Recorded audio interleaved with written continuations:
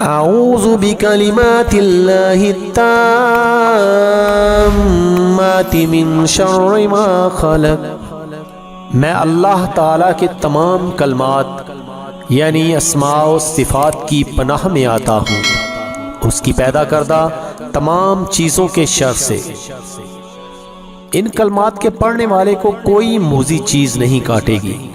نبی کریم صلی اللہ علیہ وآلہ وسلم کے پاس ایک شخص کو لایا گیا جسے بچھو نے کاٹ لیا تھا۔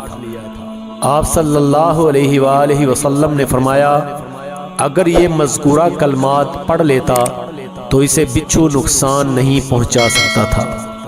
حدیث کے راوی حضرت سہیل بن صالح رحمہ اللہ فرماتے ہیں کہ ہمارے گھر والوں نے یہ کلمات سیکھ لیے تھے اور روزانہ پڑھتے تھے۔